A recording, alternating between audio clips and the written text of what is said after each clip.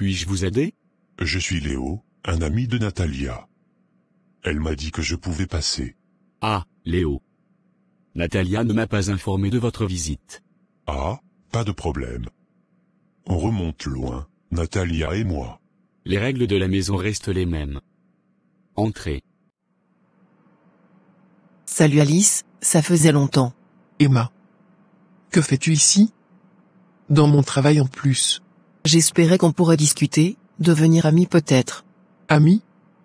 Après ce que tu as fait avec Hugo? Et en plus, tu as soutenu le mariage avec Camilla. Alice, je sais que j'ai commis des erreurs par le passé, mais je veux tourner la page. J'ai changé. Changer? On ne change pas son passé. Peut-être, mais je peux te promettre quelque chose. Une opportunité de te venger de Camilla.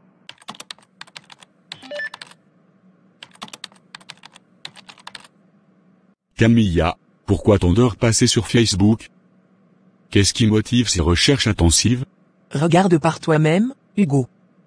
Je mène une enquête approfondie. Une enquête? Sur quoi exactement? Sur les hommes qui ont partagé la vie d'Emma.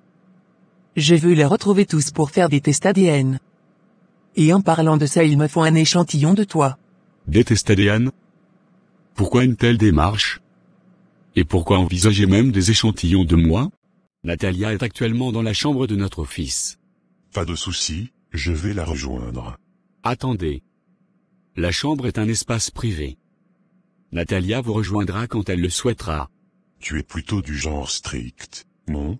Chez nous, nous accordons de l'importance aux règles et au respect mutuel. Venger? Comment? J'ai des informations, Alice. Des choses que Camilla ne veut pas que tu saches. Si tu deviens mon ami, je partagerai tout avec toi. Pourquoi devrais-je te faire confiance? Parce que, ma chère, notre ennemie commune est bien plus grande que nos querelles passées. Tu veux vraiment la voir tomber, n'est-ce pas? Tu as intérêt à avoir quelque chose de solide, Emma. Oh, j'ai bien plus que ça. Des dossiers, des secrets, tout ce qu'il faut pour faire tomber la sainte Camilla de son piédestal. Et en échange, tu veux quoi? Juste ton amitié, on peut être des alliés puissants dans cette guerre. Parce que, cher Hugo, je ne suis pas dupe. Le fait que tu m'as été infidèle avec Emma. Je veux m'assurer que le bébé de Natalia n'est pas le tien. Attends une minute, tu penses réellement qu'Emma aura pu utiliser mes échantillons pour concevoir un enfant avec Natalia? Je ne veux rien laisser au hasard. Si Emma a manipulé quoi que ce soit, je le découvrirai. Ah chérie, c'est absurde. Emma n'aurait jamais fait une chose pareille. J'espère bien. Pour l'instant, je veux des réponses, et je les obtiendrai. Je ne comprends pas pourquoi Natalia est avec ce type. Marcus, le pingouin, sérieusement. Elle aurait dû être à moi. Natalia, Léo est ici. Il t'attend dans la salle d'attente. Léo? Je n'ai pas pris de rendez-vous avec lui. Il prétend que tu lui as dit de venir. C'est impossible. Je ne me souviens pas de ça. Peu importe comment c'est arrivé, il est là. Va lui dire que tu ne peux pas le recevoir maintenant. Chérie, je ne suis vraiment pas prête à le voir. Natalia, tu ne peux pas éviter cela éternellement. Si tu lui as donné une ouverture, il est temps de la fermer. Très bien, je vais lui dire que je ne peux pas le voir maintenant.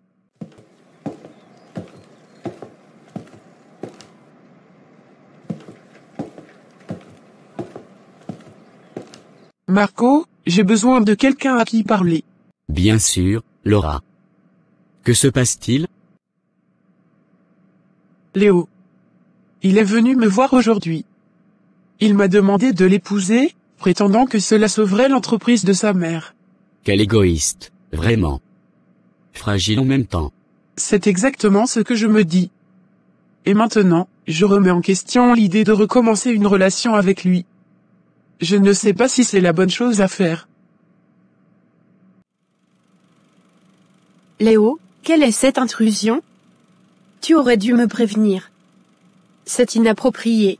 Natalia, je ne voulais pas te déranger. J'ai pensé que ça te ferait plaisir de me voir. Plaisir de te voir? Tu te mêles trop de ma vie en ce moment. Natalia, je m'inquiète pour toi. Marcus n'est peut-être pas celui que tu crois. C'est mon choix, tu n'as pas à juger ma vie. surtout en tant que femme mariée. En plus, tu ne connais même pas mon mari. Je sais que j'ai commis des erreurs dans le passé, mais donne-moi une chance de me racheter. Imaginons qu'un jour, lors de l'une de nos missions, l'un de nous tombe amoureux de la personne que nous surveillons.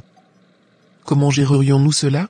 On sait tous les deux que nos sentiments personnels ne devraient pas interférer avec notre travail. Nous devons rester professionnels et nous concentrer sur la mission. C'est vrai, mais parfois, les émotions peuvent être difficiles à contrôler.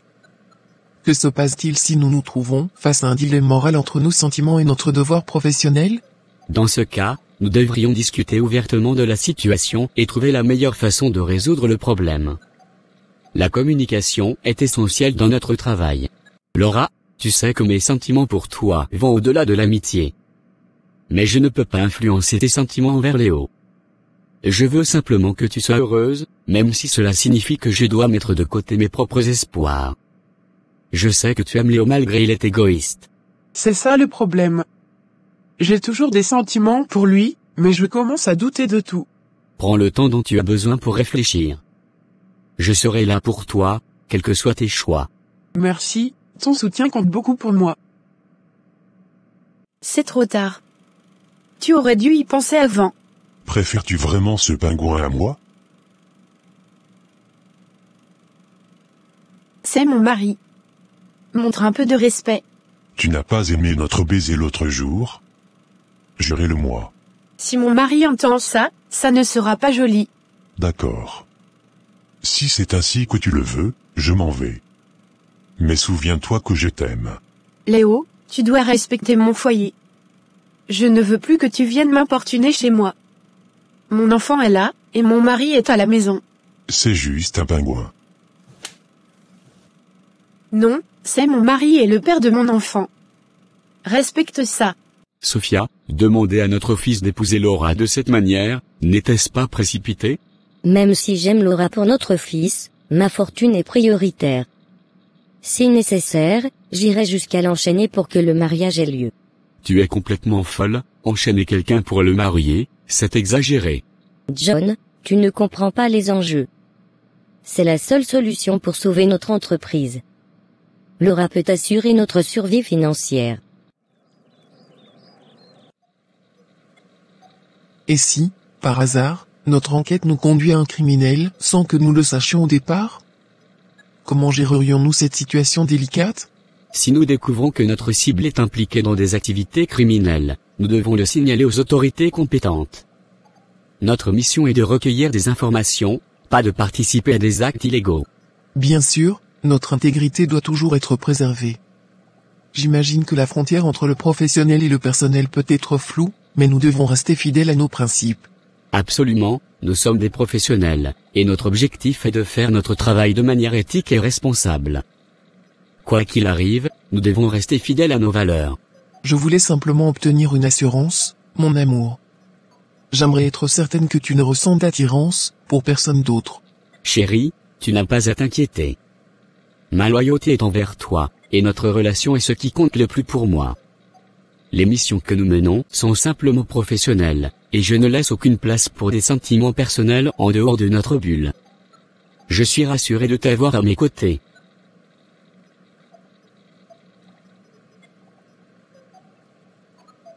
Camilla, tu ne peux pas accuser Emma de choses aussi graves sans preuve concrète. Elle n'est pas aussi machiavélique que tu veux le croire. Peut-être que tu es trop naïve pour voir la vérité. Cette femme est capable de tout. Et toi, tu es en train de devenir paranoïaque. Absurde ou pas, je veux des réponses. Ces recherches sont une perte de temps, et tu risques de ruiner des vies avec tes accusations infondées. Ruiner des vies? Ce pétasse a déjà fait assez de mal autour d'elle. Elle doit rendre des comptes. Tu peux me gifler autant que tu veux, chérie. Ça ne changera rien. Je te conquérai, quoi qu'il arrive. Tu es un psychopathe, tu ne comprends pas les limites. Peut-être, mais tu sais que tu ressens encore quelque chose pour moi. Non, c'est fini entre nous. J'ai une vie maintenant, une famille. Tu dois l'accepter. On verra, Natalia. On verra.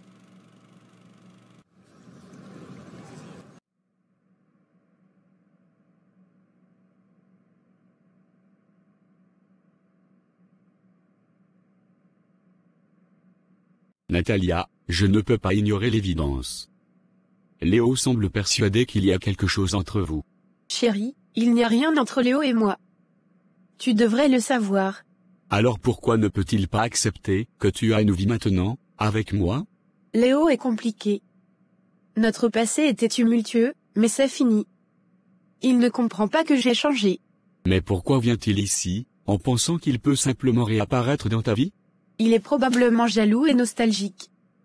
Mais, chérie, tu es mon mari, et rien ni personne ne peut changer ça. Mais à quel prix?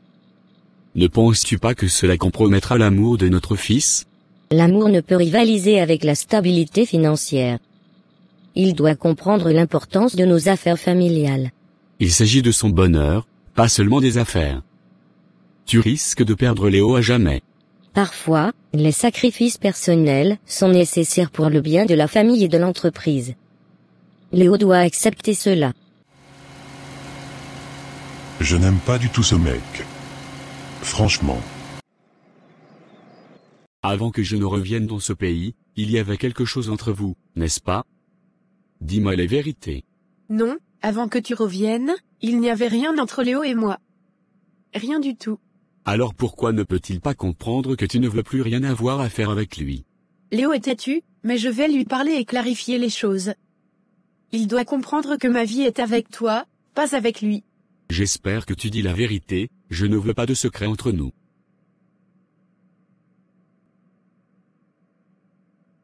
3 heures après.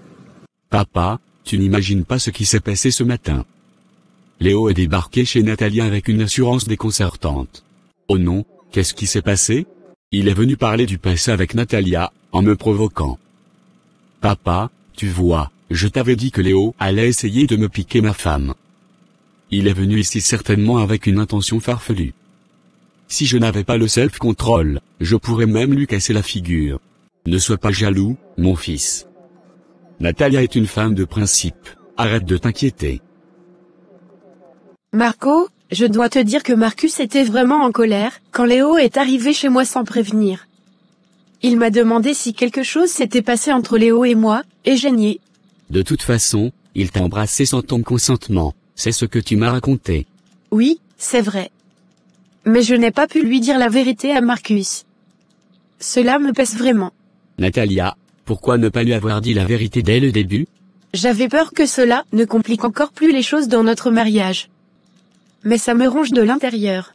Mais papa, c'est insupportable. Il agit comme s'il pouvait tout se permettre, comme s'il essayait de prendre ma place dans la vie de Natalia. Calme-toi, la jalousie ne mène à rien de bon. Natalia t'aime, et tu dois avoir confiance en elle. Ne laisse pas Léo perturber votre relation. Je sais, papa, mais c'est plus fort que moi. Ça me met hors de moi. Respire un coup, mon fils. On va trouver une solution à tout cela. La colère ne résoudra rien. Tu ne mérites pas d'être dans une situation où tu dois cacher la vérité. Pourquoi ne pas lui dire ce qui s'est réellement passé? J'ai peur des conséquences. Je ne veux pas détruire notre famille. Protéger ta famille ne signifie pas cacher la vérité. Il vaut mieux résoudre les problèmes maintenant que les laisser s'aggraver. Tu as raison, mais c'est tellement compliqué. J'essaie de trouver la meilleure façon de faire face à tout cela. Le lendemain après-midi.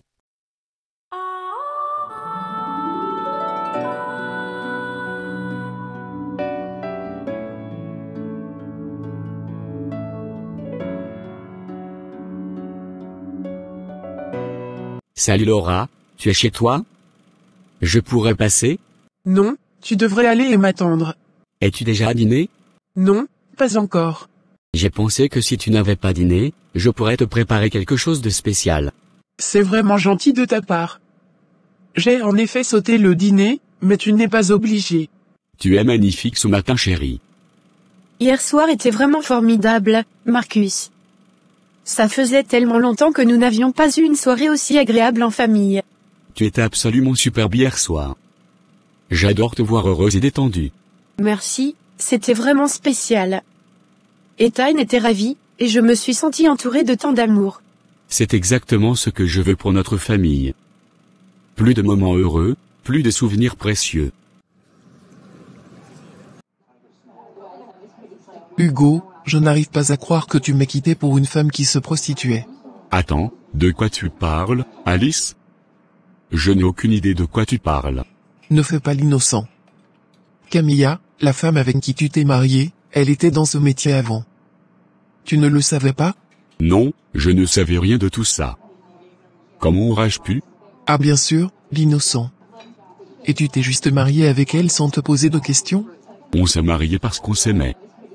Je ne connaissais pas son passé. Je suis reconnaissante de t'avoir à mes côtés. Toi et Ethan, vous êtes ma source de bonheur. Et toi, tu es ma vie. Je ferai tout pour que tu sois toujours heureuse. Je t'aime. Merci d'être l'homme extraordinaire que tu es. Je t'aime aussi, et cela ne fera que grandir chaque jour qui passe. Tu es vraiment pathétique, comment peux-tu être aussi naïf? Alice, Peu importe, c'est du passé de toute façon. Mais c'est fou que tu n'aies rien su. C'est comme si tu ne connaissais pas vraiment la personne avec qui tu t'es marié. Je t'assure que je ne savais rien de son passé. On s'est rencontrés, on est tombés amoureux, et on a décidé de construire quelque chose ensemble. C'est vraiment incroyable que tu sois passé à côté de ça. Et maintenant, tu continues à défendre cette femme sans même la connaître réellement. Je sais que Camilla a changé, et son passé ne définit pas qui elle est aujourd'hui. Maman, j'adore quand tu fais le petit déjeuner. Ça a toujours un goût différent, tu es vraiment trop forte. Merci, Ethan. C'est parce que je mets une touche spéciale d'amour dans tout ce que je fais. Sérieusement, je ne sais pas comment tu fais, mais c'est toujours délicieux. C'est peut-être parce que je cuisine avec amour, surtout pour toi, mon chéri. Peut-être que c'est ça. Tu es la meilleure maman du monde. Merci, mon trésor. Ça me rend vraiment heureuse de savoir que tu apprécies. Tu es le meilleur fils du monde. Alors, Léo, as-tu réussi à convaincre Laura d'accepter le mariage? Maman, à cause de toi, Laura a failli me quitter hier soir. J'ai dû lui expliquer la situation, et maintenant, je dois aller chez elle pour essayer de réparer les dégâts. Oh non, je ne voulais pas causer de problème entre vous deux. Pourquoi Laura a réagi ainsi? Tu as parlé de mariage sans la consulter d'abord. Elle n'était pas prête pour ça, et ça a créé un énorme malentendu. J'espère que tu pourras régler ça avec elle. Tu sais à quel point cette union est cruciale pour nous. Je comprends l'importance de tout cela, mais il ne faut pas précipiter les choses. Je vais chez Laura, pour discuter et espérer qu'elle comprendra. J'espère que tu réussiras à la convaincre. Ta relation avec Laura est essentielle pour notre famille et nos affaires. Oh, bien sûr, les gens changent du jour au lendemain. Je ne veux pas que cela crée des tensions entre nous. J'ai toujours respecté notre passé, et je ne veux pas que notre relation devienne conflictuelle à cause de ma vie actuelle. C'est juste difficile à accepter. On avait des projets, et tout a basculé à cause de cette femme. Je ne veux pas que tu sois blessé par mes choix. Je souhaite que tu trouves le bonheur, même si nos chemins ont pris des directions différentes. Peut-être que c'est mieux ainsi. Nos vies ont pris des chemins différents, et il est peut-être temps de tourner la page. 2 heures après. Oh waouh. Marco, je ne m'attendais pas du tout à cela. Qu'est-ce que tout cela? J'ai pensé que ce serait agréable de passer une soirée spéciale ensemble. J'ai préparé le dîner, avec des bougies et des fleurs. C'est magnifique. Je ne m'attendais pas du tout à ce que tu fasses tout cela. J'espère que tu apprécieras. J'ai pensé que cela pourrait être une soirée spéciale pour nous deux. C'est vraiment une belle surprise, Marco. Merci.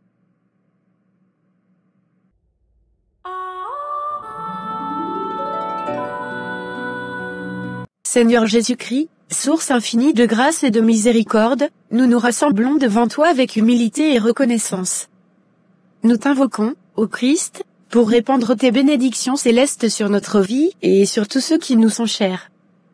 Dans la douceur de ton amour, nous demandons que ta lumière divine éclaire nos jours, dissipant les ténèbres qui pourraient obscurcir notre chemin.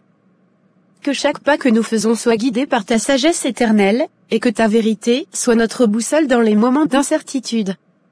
Seigneur, que ta paix, qui surpasse toute compréhension, inonde nos cœurs et règne souverainement dans nos vies. Accorde-nous la tranquillité intérieure, qui provient de la certitude de ton amour inconditionnel.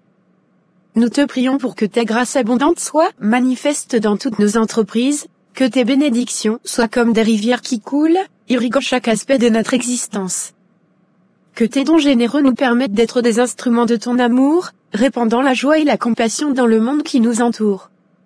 Au nom puissant de Jésus-Christ, nous déclarons cette prière de bénédiction, confiants que tu entends nos supplications et que, par ta grâce, tu réponds aux besoins de nos cœurs. Amen.